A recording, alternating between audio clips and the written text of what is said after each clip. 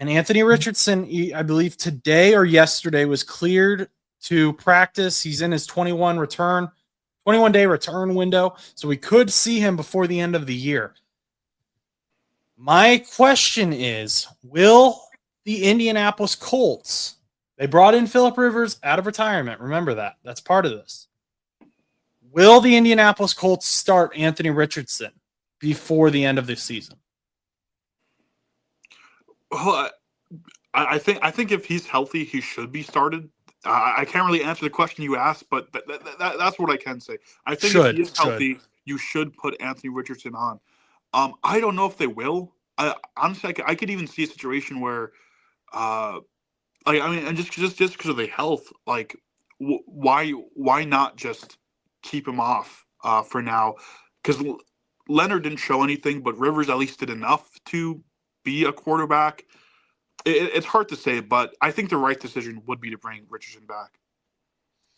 Yeah, so Richardson, they asked him about his health, and he said, I really have no major limitations. It's really like it was like there was a lot of qualifying reallys in whatever his statement was.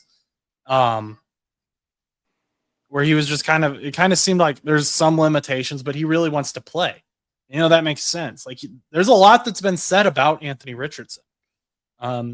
We've said stuff about Anthony Richardson, and as always, prove us wrong. Do it. That is the behind the scenes thing of any criticism I give to any NFL player, because I know I couldn't do it. But if I'm going to criticize you, I want you to prove me wrong. I'm rooting for everyone. But then Riley Leonard comes in, and yeah, he didn't look great, but also he got thrown into a terrible game. That was a terrible situation to be thrown into against the Jacksonville Jaguars, who they haven't beat in over a decade in Jacksonville, who they were down already like double-digit points. Daniel Jones went down suddenly. It was just a terrible, terrible situation. And so I don't know that I want to judge Riley Leonard completely by that game. Do I think he's a QB1 right now? No. But I'm not going to hold that game to be his career-defining moment. AR, we've seen a lot more of him. We've seen him as a starter. We've seen what he brings to the table. And maybe taking a break, recovering, that'll help him. I think it would be interesting to see him again. If Phillip Rivers, continues to struggle, he had them in a game against the Seahawks, though, or at least the defense did. He didn't cause them to lose a game against the Seahawks, is probably the better way to put it. So then Shane Steichen kind of has to ask, okay, Phillip Rivers doesn't turn the ball over. We know that AR has had a turnover problem. Is that maybe your defining thing, even though AR is younger and faster? I mean, I doubt they will do this, but you could also try to get fancy with it. Use the AR kind of in a Taysom Hill role. Let him play a couple of series.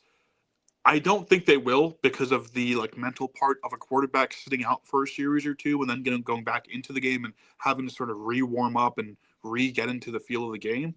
But it's something to consider.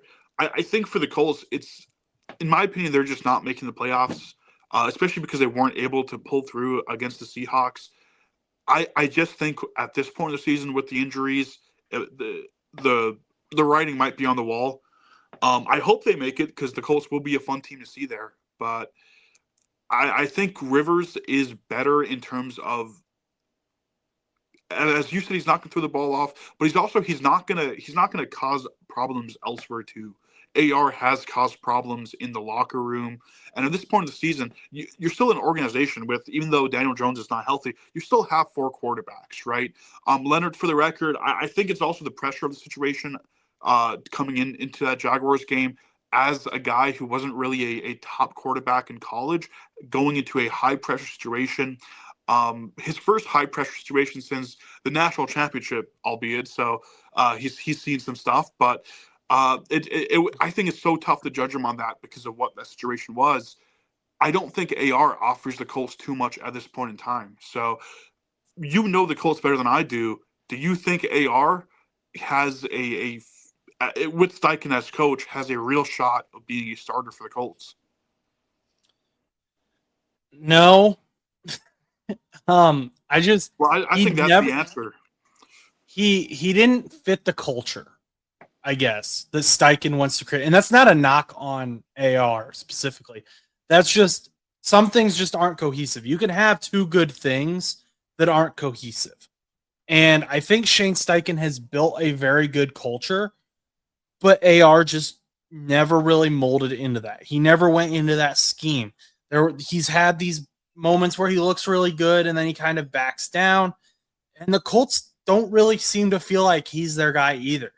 They never really made him the face of their franchise, which normally when you have an early first round pick, he's there. But and I never really felt like AR was like the face of the Colts. I never felt like I saw him everywhere. I saw Jonathan Taylor. I saw Michael Pittman Jr., saw Zaire Franklin, but I never really saw Anthony Richardson. And I I would say trade him, except I don't know what they're going to do with Daniel Jones. Because Daniel Jones is now looked really good. He's going to be coming off an injury in free agency. But do you extend Daniel Jones? And if so, how much money does Daniel Jones want? And how much can you get out of a trade for Anthony Richardson, who's still on his rookie deal? And Anthony Richardson is still very young. He's only 23 years old. So, very young quarterback. There are guys who are going to be rookies next year who are younger, who are going to be older than Anthony Richardson. So, he was 21 when he was drafted. That's insanely young, especially for a quarterback. I think Bo Nix was like 25. I think Joe Burrow was like 25 too. So, yeah, I think Anthony Richardson's time with the Colts is done. It could be, if they do get eliminated, it could be beneficial to see him out there, and it might be beneficial for his trade value as well to like have him go out there, play a really good game, and then you can kind of be like, look at what he did, right? Like, look, this is what you're getting. Forget about when he started 2 years ago and all that. Forget about all that. Look at what he did this year. But I don't know. This is a brand new Colts, though. Carly Ursay-Gordon has the Colts making moves that her dad did not. And so I don't really know what the Colts will do. It's exciting, though, in Indianapolis for Colts fans. It's just, I don't think Shane Steichen hates Anthony Richardson. That narrative got started by some of the national media, and I just don't think that's true. I think Shane Steichen has given Anthony Richardson a ton of opportunities and will probably continue to give him opportunities. I just don't know that he's necessarily capitalized on them. The Rams might be a team. We've talked about this before. The Rams might be a team to watch out for Anthony Richardson. With Matthew Stafford getting older, which Matthew Stafford's playing insanely well this year. But I could see the Rams maybe trading for Anthony Richardson, depending on what they're thinking, what their plan is. But those are just my initial thoughts on that. I don't know if you have anything to say about all that. I mean, just back to like what you first said there. You don't think he's the starter of the future. To me, that makes a big impact. Whether you're choosing between him and Phil Rivers, and the thing is, the Colts they're in an extra weird position because they still have a shot at the playoffs, and they're coming off this great season that started out so strong. It's just so hard to see what this team's going to do. I think either way, Taylor should be the focal point for that offense, and I don't think that's going to change. Yeah, and I mean, you mentioned they have 4 quarterbacks, 5 if you want to count Brett Ripken. They have 2 next year right now under contract: Anthony Richardson and Riley Leonard. Because Phillip Rivers is obviously probably not signing an extension. Be absolutely insane if he did. Daniel Jones is a free agent. Brett Rippon is practice squad. That leaves you with Riley Leonard and Anthony Richardson. You're 2 young guys. You're 2 young, unproven guys. So they still have not solved their quarterback problem. Unless you believe Daniel Jones is the answer. Unless you've seen enough of Daniel Jones and you're willing to just push all the chips on him making a full recovery and looking like the guy we saw this year. Is that something you'd be willing to do? If I was the Colts, I would probably start AR on day one, or Leonard if Leonard can improve that much over the offseason. I don't think he will personally. I think he needs a lot more time than that. But if he's able to be better than AR on day one, start him and then let Daniel Jones when he's healthy, enter into that offense, unless you saw some otherworldly level of play from AR, which you will not. But are you re-signing Daniel Jones? Because that's what you have to do first. I mean, yeah, I think they have to.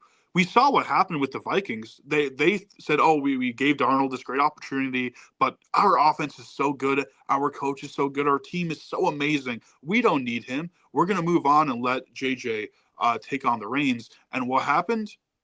JJ just wasn't it. And now they don't have any other options, and they have one of the worst cap situations in the NFL. They don't have, I don't think they have a great amount of draft picks either, but they have so much money, so much roster space gone, and not a whole lot of great outlook into the future. So I think just because you want to avoid that, re-sign Daniel Jones. So this year he signed a 1-year, $14 million contract with pretty much all of it guaranteed. But what kind of contract would you sign him to, knowing what you saw of him this year, but also the fact that he's coming off injury?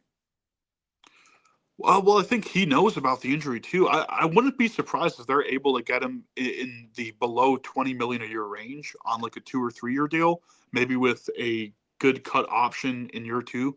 Um, I think as long as you're able to cut him in year two, because he's an injured player, able to cut him in year two without taking on a ton of cap hit, I would sign it. Even if you have to pay him upwards of that 20 million.